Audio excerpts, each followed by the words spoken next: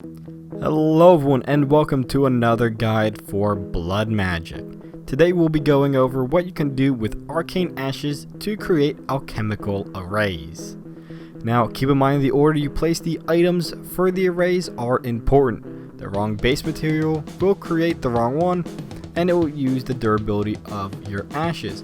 But if you do accidentally misclick, simply just break the array using your fist or any tool and you'll get your items back, but again this will still cost durability on your Arcane Ashes. So let's jump right into it. The first array we will go over is the Burning Furnace array. And what this can do is, well, if you ever find yourself in a situation where you're stuck in a stone area, all you have are some furnaces, Arcane Ashes, coal, redstone, sticks, some food and iron, a situation everyone finds themselves in as they play Minecraft. What you do is you take the Arcane Ashes, create your circle, take your coal, and then your redstone to activate this. This will create and activate your Burning Furnace array. Now what this does is it will power a furnace that is adjacent to, such as these two here. And it will power it so when you cook items. Now,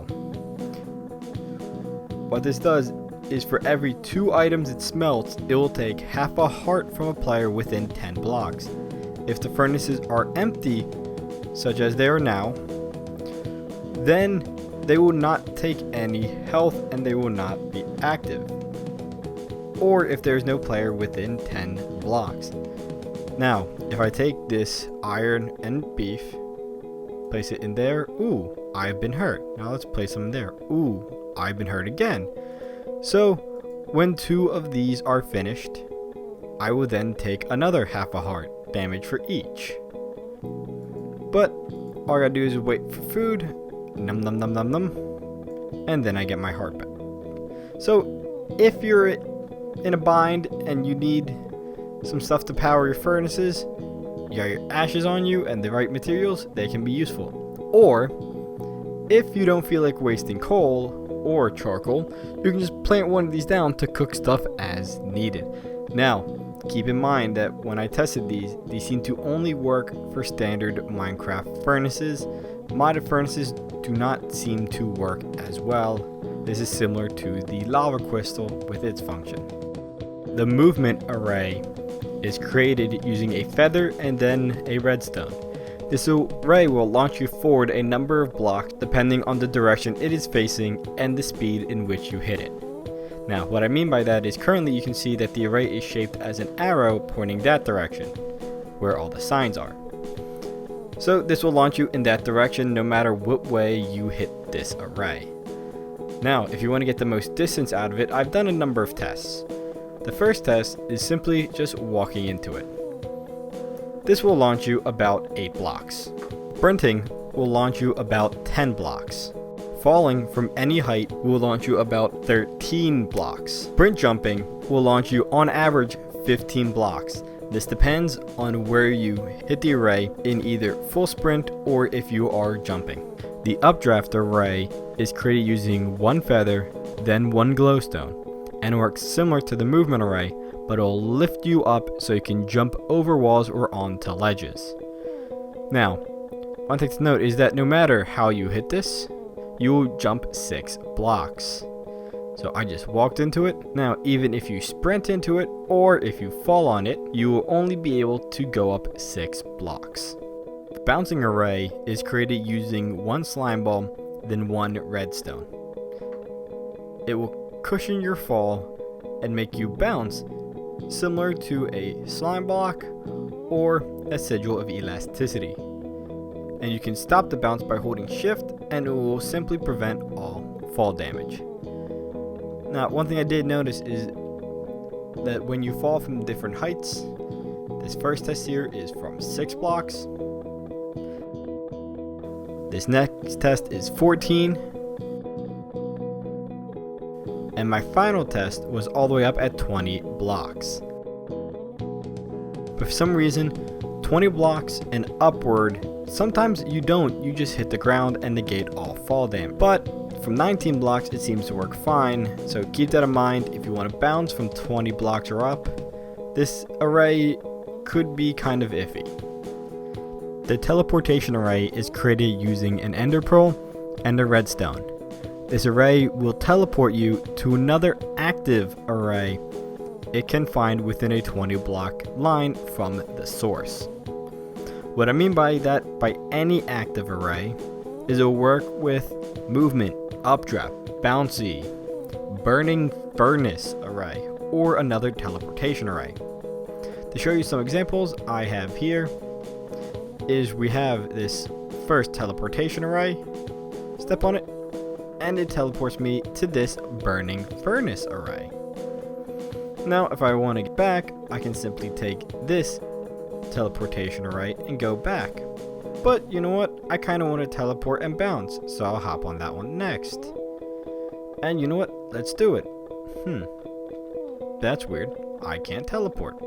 That is because that updraft array is exactly 21 blocks away. So there is a hard limit to this, but also there's another limitation to it, is that the arrays must be on the same Y coordinate. So if any of these might be only 10 blocks away, but up one, it will not read it. Another one is that if you want to do a line of just these teleportation arrays, you can walk on them, but it will take a moment. So after a teleportation array, you cannot activate another one until 2 seconds after you have landed. This is so your atoms kind of are able to be put back in the right way, and the diamonds in your inventory don't turn to coal. So it is very simple. Another thing to note is that these teleportation arrays also work behind walls. So I can't see any of these anymore. But I can still teleport just fine. So you can put a whole bunch of these just hidden around your base, and who knows where they'll go. The fast miner array is created by mixing a mining reagent, then an iron pickaxe. This array will give you haste 3 within a 10 block radius of the array. But it will cost a half a heart every 30 seconds, so as this ticks down, it has taken another half a heart to re-give me haste 3. So if I want, I can just blitz through this obsidian, which in hindsight is a terrible idea because it's obsidian and it still takes long to mine. And that is as far as I'll go. The next array we will go over is the turret array, and it is created using a bow, then an arrow. And what it will do is it will draw from arrows, either regular or tipped, from an inventory below it. In this case, I have a chest. And it will shoot any hostile enemies up to 32 blocks away. And to show you, this is a 32 block radius from the center area. So if you have any Pegasus Riders or Wyvern Knights, you kind of want to keep them out of this area. And to show you exactly what it does,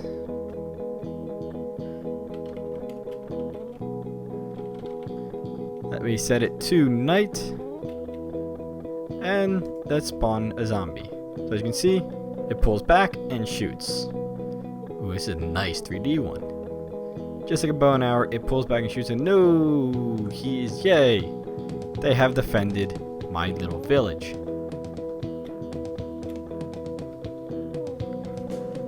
So let's bring up a couple zombies. Now, one thing to note is that due to weird Minecraft physics, is that if an enemy is within 3 blocks of the array, there is a good chance that the arrows will bounce off the enemy, meaning it's kind of a waste. So if you can, make sure this array is within, hopefully the enemies are between 4 and 32 blocks away. Yes. Ah, yes, my friend. Keep shooting them. Ooh. Aw, it's just on the edge. The Shard of Laputa array is created by using a redstone, then a block of lapis. And what this will do is, as it will activate, it will create sky islands by taking the blocks below it and placing on top, as you can see it happening there. And it will do that in lines of blocks. Now, while that is working, let me explain to you that there's kind of slight varieties in this. It's not the same island each time, because as you can see, the bottom of this island is already higher than some of the other ones I have here. Let me go show you some of the results I have from the tests I have done.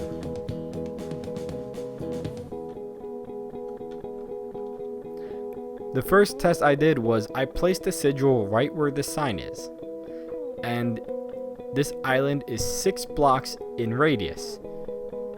So from this sign to the edge is 6 blocks, and this sign to the bottom it is 6 blocks.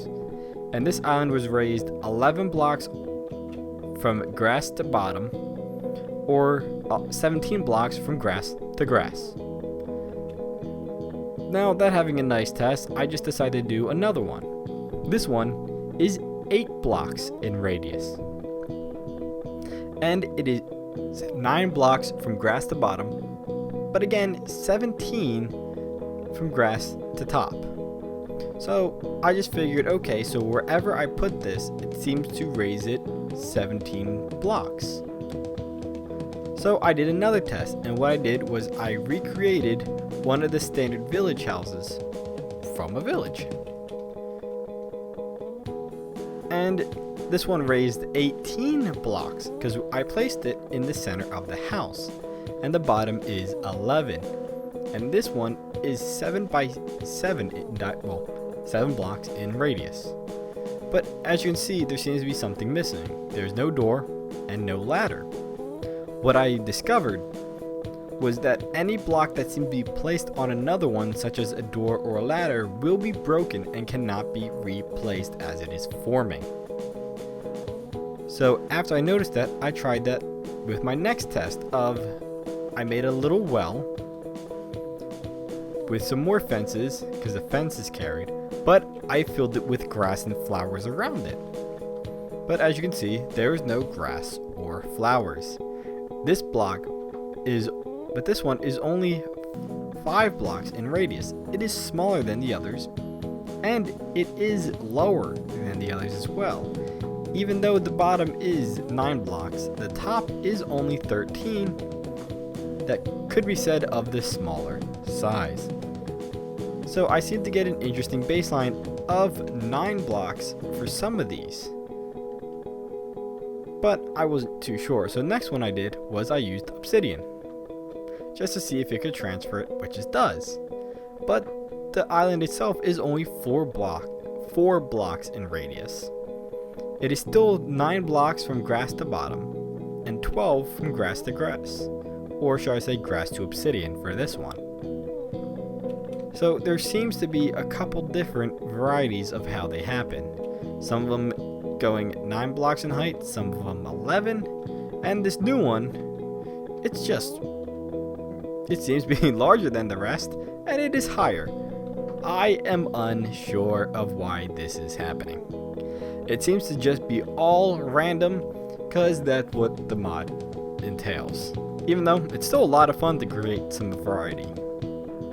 Now, to show you what you can do with some of these sigils, I made a little course here. That is the path I will take from here to my little smelting area. Because as you can see, this seems to be a normal smelting area with all fire and lava. So as I first start on this teleportation, no, it's raining. Fix that. So as I start on this teleportation sigil, I will end up over in the other area. Whoop, whoop. And there we go, and now I'm here. So that was a combination of updraft, movement, and teleportation sigils to take you over here. Now, I made that very quickly in a couple of minutes, so if any of you out there are really adventurous and more ingenuitive than I am, you can make something very fun and very complicated. Now you have all you need to complete your journey through blood magic. That's all I have for you today. If you enjoyed, please leave a like and subscribe for more Minecraft guides and the occasional other video. Thank you for watching and have a good day. Bye!